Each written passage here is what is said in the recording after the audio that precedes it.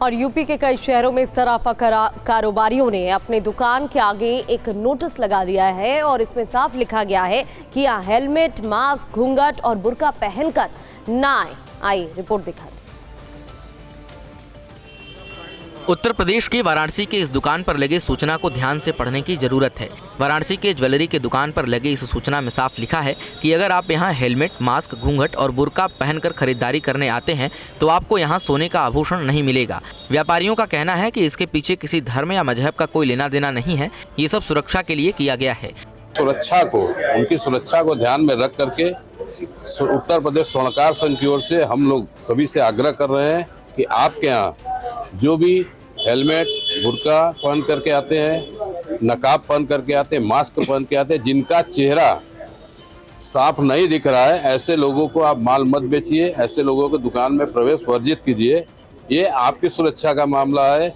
आपकी सुरक्षा रहेगी तो हम सभी सुरक्षित रहेंगे। यूपी के इटावा में सर्राफा कारोबारियों ने सुरक्षा को लेकर बड़ा फैसला लिया। यहाँ भी ज्वेलरी की दुकानों पर एक नोटिस चिपकाया गया है जिसमें साफ लिखा है कि हेलमेट, नकाब, घूंघट या अंगोछा पहनकर आने वाले ग्राहकों को पहले अपना चेहरा दिखाना होगा। आरोप है ऐसे लोग आभूषणों की दुकानों पर वारदात को अंजाम देकर फरार हो जाते हैं। बाद में सीसीटीवी कैमरों में उनके चेहरे साफ न होने के कारण पहचानना मुश्किल हो जाता है। इब्जा ने अपील की है सभी सराफा व्यवसायियों से और सभी सराफा व्यवसायियों के यहाँ स्टिकर लगाए गए हैं। इसका प्रभाव निश्चित ही काफी पड़ेगा और अच्छा प्रभाव पड़ेगा। इसमें कोई धर्म, संप्रदाय या व्यक्ति विशेष की बात नहीं है, एक सुरक्षा की बात है। झांसी में भी सर्राफा कारोबारियों ने दुकानों के बाहर इसी तरह के संदेश चिपकाए हैं। यहाँ भी आभूषण कारोबारियों ने अपने अपने दुकानों पर ये नोटिस लगाया।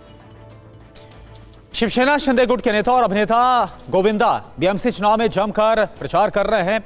पार्टी के उम्मीदवारों के लिए वो लगातार प्रचार में जुटे हुए हैं। गोविंदा से बात की TV9 संवाददाता जयप्रकाश सिंह ने। देखिए आप सर जब जाते हैं चुनाव प्रचार में, लोगों का हुजूम उठता है, क्या नजर आता है उनकी आंखों में कि इस बार जो सत्ता परिवर्तन है वो होगा बीएमसी में और महायुति की सरकार बनेगी, बीएमसी में ट्रिपल इंजन की सरकार? मुझे ऐसा लगता है कि ये हो चुका है, ईश्वर ने किया है। लोग चाह रहे थे कि यहाँ पे रूप जो है उसका परिवर्तन। आप देखें तो चाहे अटल सेतु का जिस तरह से शुरुआत हुई, तो क्या लोगों ने सोचा था कि ऐसी स्पीड मिलेगी? अब ये समुंदर के किनारे पर जो रोड तैयार हुआ है, क्या लोगों ने सोचा था? कोस्टल रोड, ये कोस्टल रोड जो है, और ये स्पीड की वजह से, प्रोग्रेस की वजह से अब नज़ारा जो है मुंबई का जो चाहिए वो मिलेगा। लेकिन वो किसकी वजह से मिल रहा है जी? तो वो जो व्यक्ति हैं वो आदरणीय एकनाथ जी हैं। और अब साइबर ठगों से सावधान करने वाली ये खबर बेहद अहम है।